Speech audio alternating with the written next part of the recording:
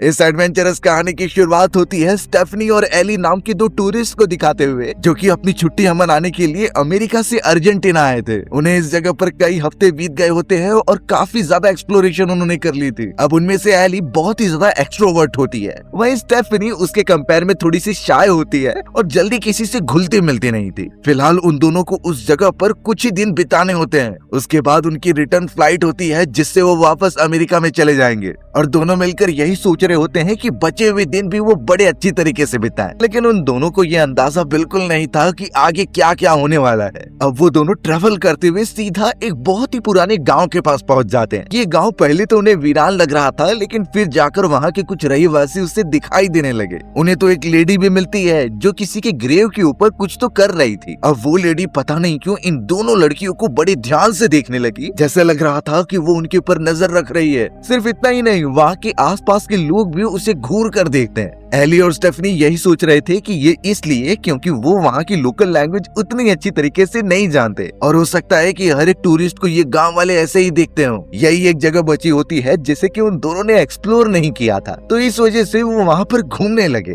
पर एली और स्टेफनी को इस गाँव के बारे में एक बात नहीं पता थी। एक्चुअल में गाँव के अंदर हाल ही में इतने सारी लड़कियों की किडनैपिंग हुई है और कहा जाता है कि वो सब इतनी बुरी तरीके से गायब हो जाती कि उनकी डेड बॉडीज भी नहीं मिलती। किन्हीं लोगों का कहना है कि गांव वाले किसी आत्मा की पूजा करते हैं और उन्हें खुश करने के लिए इतने सारे मासूम लड़कियों और नौजवानों की बलि दी जाती थी। पर इन चीजों पर कोई विश्वास करता था तो कोई नहीं करता था। फिलहाल एली और स्टेफनी उस जगह पर मौजूद होटल के अंदर चले जाते हैं ताकि वो एक रात यहाँ पर गुजारें और अगले दिन एयरपोर्ट के लिए निकल पड़े क्योंकि उनकी फ्लाइट भी थी। अब दोनों जैसे तैसे होटल के रिसेप्शन के पास पहुंचते हैं और एक रात के लिए रूम ले लेते हैं। अब होटल के अंदर एक आदमी जो कि चाबी लेकर उन्हें रूम दिखाने जाता है, वो भी दोनों को बड़ी अजीब तरीके से देख रहा था। अब ये चीजें क्या है ये तो थोड़ी देर में पता चलेगा। एली और स्टेफनी तुरंत ही रूम के अंदर फ्रेश होने चले जाते हैं और फिर वहाँ से पास ही वाले एक नाइट क्लब में आ गए थे। दोनों साथ में बहुत ज्यादा मजे करते हैं और खास करके एली जो ड्रिंक करते जा रही थी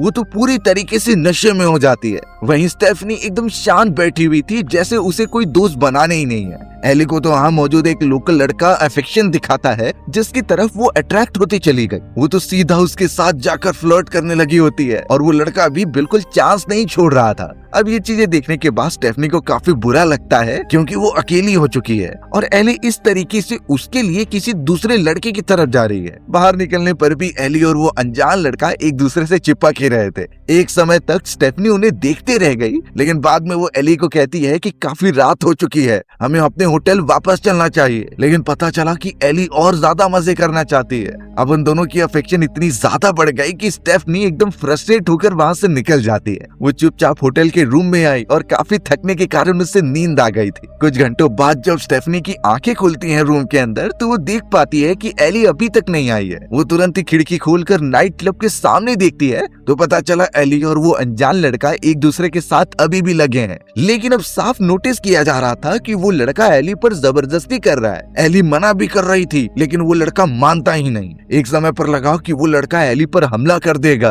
पर अच्छी बात हुई कि स्टेफनी वहाँ पहुँच गई और एली को जबरदस्ती लेकर जाने लगी। वो तुरंत ही होटल के अंदर पहुँचती है और दरवाजा बंद कर देती है। पता चला कि वो अनजान लड़का दरवाजा ठोक रहा था और उसे तोड़ने की भी कोशिश करता है। पर कुछ देर बाद वहाँ एक और आदमी आता है जो उस लड़के का इस तरीके का बिहेवियर देखकर उसे मारने लगा। वो तो उसे अच्छा लेसन सिखाता है जिससे शायद अब वो लड़का वापस नहीं आएगा। अब जैसे तैसे सुबह होती है और अब एली और स्टेफनी अपनी बस के लिए जा रहे थे, लेकिन पता चला उनकी बस पहले ही निकल चुकी है। यही बस उन्हें एयरपोर्ट तक लेकर जाती और दिन में सिर्फ एक ही बार ये निकलती है, यानी बेचारी एली और स्टेफनी को अब पूरा दिन वेट करना पड़ेगा बस के आने का। खैर फ्लाइट तो कुछ समय बाद थी, इसीलिए वो दोनों उसी जगह पर एक रात रुकने का डिसाइड करते हैं। एली और स्टेफनी ने होटल में जाकर अपने डे एक्सटेंड करा लिए और वहाँ की एक रिसेप्शनिस्ट से इस जगह के और भी टूरिस्ट स्पॉट के बारे में पूछा। रिसेप्शनिस्ट के यहाँ से उन्हें एक वाटरफॉल के बारे में पता चलता है जो इस जगह के थोड़े ही दूरी पर था और काफी ज्यादा अच्छे सीन्स दिखते हैं वहाँ से। वो बिना देरी किए निकल पड़ते हैं उस वाटरफॉल के पास। साथ में वो दोनों काफी कंफर्टेबल थे और हर एक बात शेयर कर देते। फिलहाल तो वो दोनों पानी के किनारे बहुत ही मजे कर रहे होते हैं।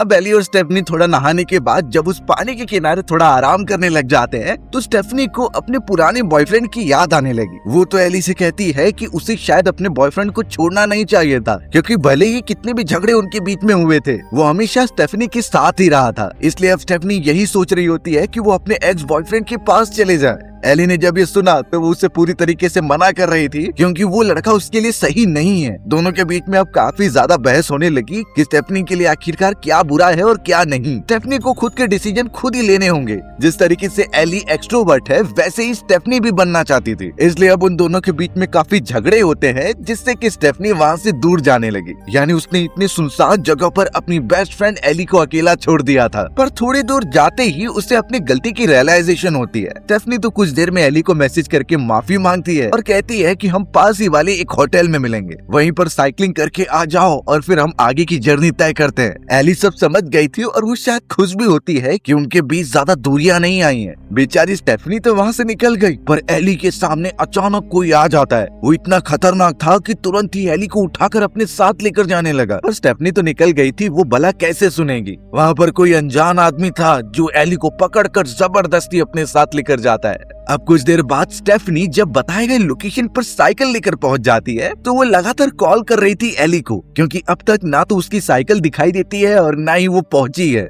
बहुत कॉल करने के बाद भी कोई रिप्लाई उसका मिलता ही नहीं। अब तो स्टेफनी थोड़ा सा चिंतित होने लगी कि एली ऐसा क्यों कर रही है, कहीं वो अभी भी उससे तो गुस्सा नहीं है। फिलहाल उसे ऐसा ही लग रहा था कि एली कहीं रास्ता भटक गई है और यहाँ पर आ ही नहीं पा रही। स्टेफनी बहुत ही ज्यादा चिंता करने लगी एली के लिए, और उसी वक्त वहाँ एक आदमी आ जाता है अपनी कार लेकर, जो एक्चुअल में उनके ही होटल के सामने वाले कमरे में रहता था। एक्चुअल में उस आदमी का नाम माइकल होता है, जो उन्हीं की तरह एक टूरिस्ट था। अब स्टेफनी को परेशान देखकर माइकल पूछने लगा कि आखिर क्या प्रॉब्लम है, पर स्टेफनी बिल्कुल भी उसे बताती नहीं, क्योंकि वो अपनी पर्सनल चीजें रिवील नहीं करती। जिसके बाद स्टेफनी अकेले ही उस झरने वाले इलाके की तरफ जाने लगती है। माइकल फिलहाल उसे बिना बताए पीछा करने लगता है और अपनी कार लेकर जाता है वहाँ पर। थोड़ी देर के अंदर वो वाटरफॉल के पास पहुंच गए थे, तब भी एली का कुछ नामो निशान नहीं था। माइकल जब वहां पहुंचा तो स्टेफनी उससे पूछने लगी कि तुम क्या कर रहे हो। तब माइकल इतना ही कहता है कि उसे लगा कि तुम्हें मदद की जरूरत है। स्टेफनी ने आखिरकार उसे बता ही दिया कि मेरी फ्रेंड एली कहीं गुम हो चुकी है और वो दोनों लास्ट टाइम इसी जगह पर आकर चिल कर रहे थे। माइकल भी अब उसकी मदद करने के लिए आकर एली को लगातार चारों तरफ चिल्लाने लगता है। थोड़ी छानबीन करते दौरान अचानक माइकल को नीचे खून के धब्बे दिखाई दिए। ये धब्बे ऑब्वियसली एली के ही थे, पर फिलहाल के लिए माइकल ये बातें स्टेफनी को नहीं बताता। स्टेफनी तो और ज्यादा परेशान होने लगी थी अपनी फ्रेंड के लिए, और जब वो आवाज लगाते हुए झाड़ियों के पास जाते हैं तो उन्हें एली का गिरा हुआ मोबाइल फोन मिल गया था।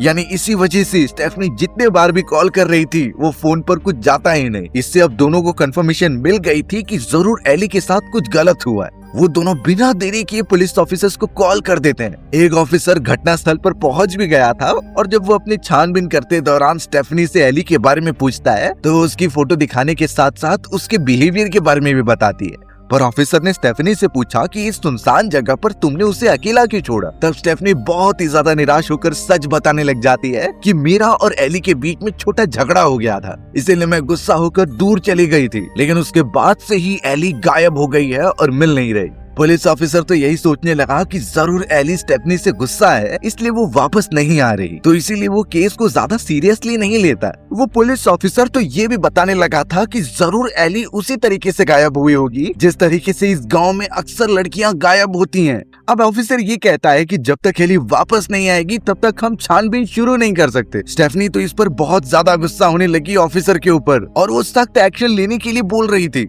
तब जाकर ऑफिसर कहने लगा कि तुम एक कंप्लेंट फाइल कर दो, जिसके बाद हम अपनी रिसर्च जारी कर देंगे। स्टेफनी को यह ठीक लगता है, इसीलिए वो ऑफिसर के साथ उसके स्टेशन पर जाने लगी। रास्ते में ऑफिसर स्टेफनी को यही सलाह दे रहा था कि तुम भले ही अपनी फ्रेंड को ढूंढ रही हो, लेकिन माइकल जैसे अनजान आदमी पर बिल्कुल भरोसा मत करना। स्टेफनी ये बात जानती थी, और इनफैक्ट वो इतना कह देती है कि मुझे तो आप पर भी भरोसा नहीं है। ऑफिसर को ये सुनने में कड़वा लग रहा था, लेकिन ये एक्चुअल में टूरिस्ट का नेचर ही होता है। जल्द से जल्द वो स्टेफनी को अपने पुलिस स्टेशन में लेकर गया, और पता चलता है कि इतने बड़े पुलिस स्टेशन में सिर्फ अकेला वही एक पुलिस ऑफिसर है। ऑफिसर ऑफिसर ने तो जल्द से जल्द स्टेफनी के स्टेटमेंट्स रिकॉर्ड कर लिए और एली के गुम होने के खिलाफ कंप्लेंट फाइल कर दी। पर स्टाफ की कमी होने के कारण वो स्टेफनी से यही कह रहा था कि आज के दिन वो वेट करेंगे और अगले दिन से अपनी खोजबीन जारी रखेंगे। हो सकता है कि आज के दिन एली वापस आ जाए खुद ही। ये सुनते ही स्टेफनी और ज्यादा भड़कने लगी, क्योंकि इतने समय में एली के साथ अगर कुछ हो गया तो फिर उसकी जिम्मेदारी कौन लेगा। वो समझ गई थी कि इस जगह पर उसका कुछ नहीं होने वाला, उसे खुद जाकर एली को ढूंढना होगा। वो तुरंत ही अपनी बाइसाइकिल उठाती है और पुलिस स्टेशन से बाहर निकलते हुए उस गांव की तरफ पहुंच गई जहां वो लोग घूमने के लिए लास्ट टाइम आए थे। स्टेफनी तो वहां के लोकल लोगों से मदद मांगने की जैसे ही कोशिश करती है, तभी पता चला कि वहां के लोग उसे देखकर अपने घर में चले जा रहे हैं।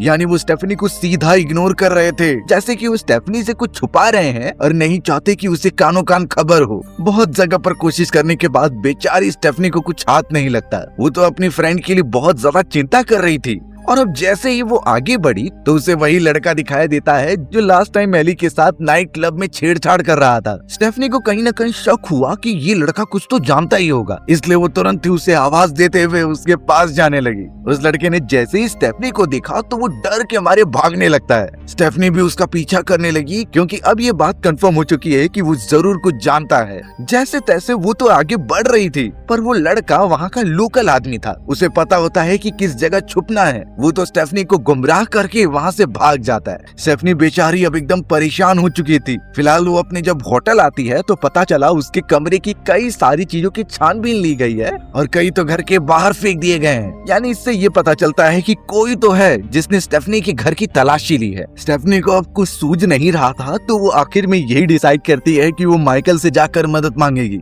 जैसे तैसे वो माइकल के कमरे की तरफ जाती है तो पता चला वो खुला हुआ है। वहाँ पर माइकल तो नहीं था, लेकिन उसके कई सारे सामान पड़े हुए होते हैं, इसलिए वो उसके सामान को चेक करने लगती है कि इसमें कुछ सुराग मिल जाए। देखते देखते आखिरकार उसे ब्रेसलेट मिल गया और ये वही ब्रेसलेट होता है जिसे कि एली अपने हाथों पर पहना करती थी। यानी कि माइकल कहीं न कहीं एली के बारे में जानता है और जानबूझकर कुछ बता नहीं रहा। स्टेफनी ये सबूत लेकर सीधा पुलिस ऑफिसर के पास चली गई और ये साफ कहा कि माइकल ही अपराधी है, उसने एली को किडनैप किया है और अपने पास रखा हुआ है, तो हमें चलकर उसे पकड़ लेना चाहिए। लेकिन पुलिस ऑफिसर अभी भी इस केस को सीरियस नहीं ले रहा था। वो कहता है कि इतने सबूत काफी नहीं हैं जिससे कि हम माइकल को डायरेक्टली पकड़ लें। यानी ऑफिसर सिर्फ इस केस को गुमराह करके और कॉम्प्लिकेटेड कर रहा था। स्टेफनी बहुत कोशिश करने के बाद भी कुछ कर नहीं पा रही थी, इसलिए बहुत ज्यादा मदद के लिए इंतजार करने के कारण अब वो खुद ही एली को ढूंढने का डिसाइड करती है। उसने चोरी छुपके होटल के स्टाफ की गाड़ी चुरा ली और उसे लेकर तुरंत ही शहर में घूमने लगी। अचानक उसे वही लड़का दिखाई देता है जो एक स्कूटर पर आगे बढ़ रहा था, तो स्टेफनी बिना कुछ सोचे उसका पीछा करती है और ट्रेवल करते हुए वो एक वीरान जगह पर पहुंच जाते हैं। पता चला कि वो लड़का फिर से गायब हो चुका है। शायद उसे भनक लग गई होगी कि स्टेफनी उसका पीछा कर रही है। स्टेफनी अब अपनी कार को वहीं पर पार्क करके उतर जाती है और उस वीरान इलाके के आगे की तरफ बढ़ती है। अचानक उसे सामने माइकल दिखाई दिया, तो वो बिना डरे उसके पास जाकर माइकल को ये ब्लेम करने लगी थी उसकी फ्रेंड को किडनैप करने के लिए। वो तो एली का ब्रेसलेट दिखाती है कि उसे माइकल के कमरे में मिला, यानी माइकल ही किडनैपर है। पर माइकल अपनी सफाई देते हुए ये कहता है कि तुम सब गलत समझ रही हो, ये ब्रेसलेट एली का नहीं बल्कि उसकी लवर का है। कुछ महीनों पहले वो भी तुम जैसे टूरिस्ट की तरह अपनी लवर के साथ यहाँ घूमने आया था, लेकिन उसकी लवर अचानक गायब हो गई जिस तरीके से एली हुई है। यही रीजन था कि माइकल स्टेफनी से बार बार पूछकर उसकी मदद करता। सारी चीजें अच्छे से सुनने के बाद आखिरकार स्टेफनी को माइकल पर भरोसा हो गया। उसने तो फोटो भी दिखाई कि उसकी लवर कैसी दिखती है।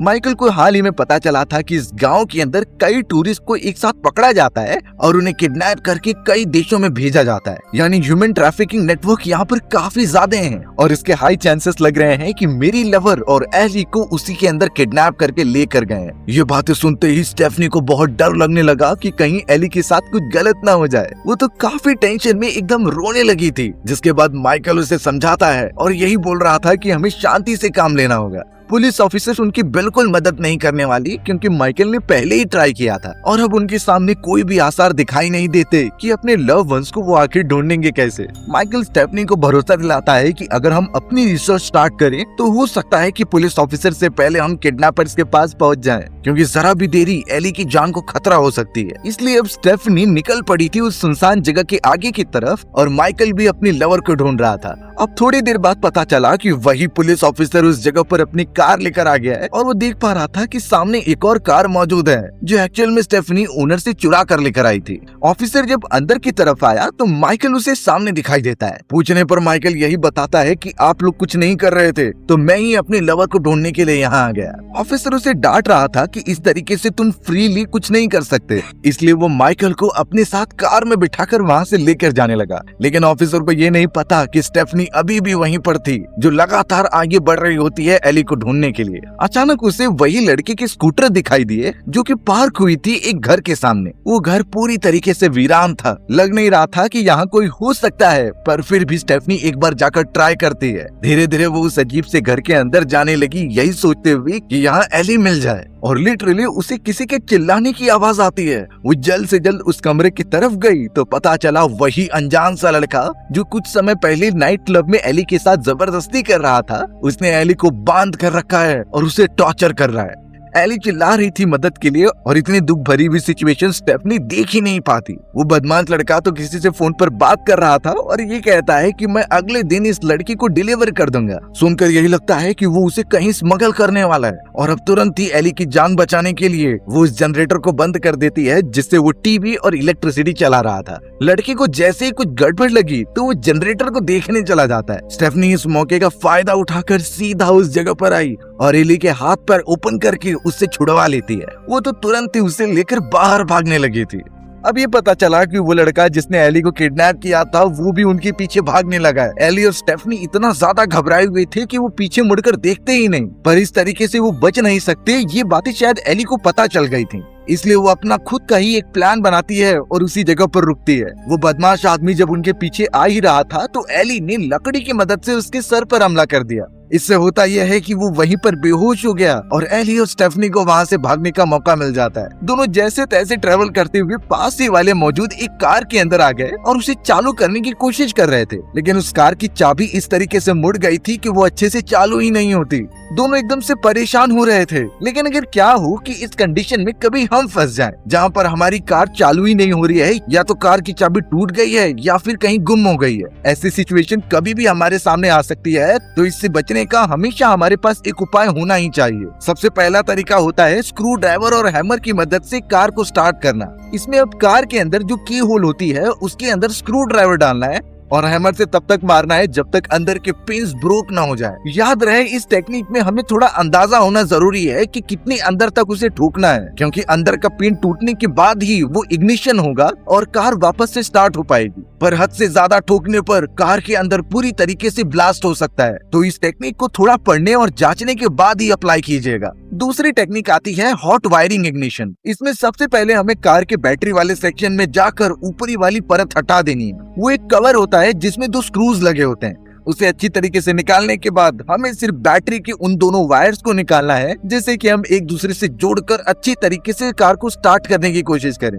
बैटरी वाले सेक्शन में यूजुअली रेड और येलो वायर्स ही होती हैं जो ज्यादा कंफ्यूजिंग नहीं होती, तो ये काम तो और ज्यादा आसान हो जाता है। थर्ड टेक्निक आती है रेड कॉइल वायर मेथड। ये तरीका थोड़ा सा टेक्निकल हो सकता है, तो जिसे ज्यादा नॉलेज हो वही अप्लाई करे। इसके अंदर सबसे पहले हमें कार के बोनट को ओपन करना है और वहाँ पर रेड कॉइल वायर ढूंढना है। ये कुछ इस तरीके का गुंदा हुआ वायर सिस्टम होता है जिसका एक एंड हमें बैटरी के एक जंपर केबल से ज्वाइन करना है और दूसरा वाला बैटरी के पॉजिटिव टर्मिनल से। इससे होगा ये कि गाड़ी के इंडिकेटर और डैशबोर्ड अपने आप ओपन हो जाएंगे। अब दूसरा स्टेप आता है कि आप स्टीयरिंग व्हील के पास आइए और साइड में जो कवर होता है उसके अंदर स्क्रू ड्राइवर डालकर स्टीयरिंग व्हील को ही निकाल लीजिए। इससे अंदर वाला पार्ट आप एक्सेस आराम से कर सकते हो। स्टीयरिंग व्हील के ठीक नीचे एक स्टार्टर सोलेनॉइड होता है। हमें अब वही जंपर केबल निकालनी है जो बोनेट से हमने कनेक्ट किया था और उसे सोलेनॉइड के एंड पर कनेक्ट कर देना है। सिर्फ इतना ही था और अब आपकी कार विदाउट की के चालू हो जाएगी। तो आप लोग को कौन सा मेथड अच्छा लगा कमेंट सेक्शन में बता देना। पर यहाँ देखकर लगता है कि एली और स्टेफनी का लक बहुत ज्यादा खराब था, क्योंकि वो बदमाश लड़का तुरंत ही सामने आ गया। एली और स्टेफनी तुरंत ही उस बदमाश आदमी को देखकर कार से नीचे उतरते हैं और भागने लग जाते हैं। वो आदमी अभी भी उनका पीछा कर रहा था, पर एक अच्छी बात हुई कि सामने उसी पुलिस ऑफिसर की कार आती है, जिसे देखकर स्टेफनी उस तरफ चली गई। लेकिन एली कुछ समझ नहीं पाती और जल्द से जल्द उसे वो आदमी पकड़ लेता है। दोनों में काफी ज्यादा छीनातानी हो रही थी और इसी चक्कर में बेचारी एली का सर पत्थर से टकरा गया और वो वहीं पर गिरकर खत्म हो गई। बेचारी स्टेफनी को जब ये पता चला तो वो उस बदमाश आदमी को मारने चली गई, क्योंकि उसके बेस्ट फ्रेंड को उसने खत्म कर दिया था। वो आदमी चाहता तो स्टेफनी को भी मार देता, लेकिन इससे पहले वहाँ पुलिस ऑफिसर आ गया। माइकल भी उसी कार में मौजूद था और जल्द से जल्द उसने उस बदमाश आदमी को पकड़ लिया। ऑफिसर तो स्टेफनी को यही कहता है कि मैं इसे अब संभाल लूंगा, तुम जाकर चुपचाप गाड़ी में बैठ जाओ। स्टेफनी फिलहाल के लिए डरी हुई थी और वो पुलिस ऑफिसर गन पॉइंट पर उस बदमाश आदमी को ले लेता है। अब वहाँ स्टेफनी जब गाड़ी के अंदर बैठी तो उसे किसी का पासपोर्ट दिखाई दिया। अच्छी तरीके से देखने पर पता चला कि ये तो पासपोर्ट एली का है, यानी एक तरीके से वो पुलिस ऑफिसर भी उनसे मिला हुआ है। एक्चुअल बात ये थी कि वो बदमाश आदमी और ऑफिसर साथ में ही काम करते थे और जितने भी लोग वहाँ गायब होते उसके अंदर उन्हीं का हाथ था। तुरंत ही अब स्टेफनी ने माइकल को जोर से चिल्लाया कि ये दोनों मिले हुए हैं, तुम जल्द से जल्द वहाँ से निकल जाओ उन्हें खत्म करके।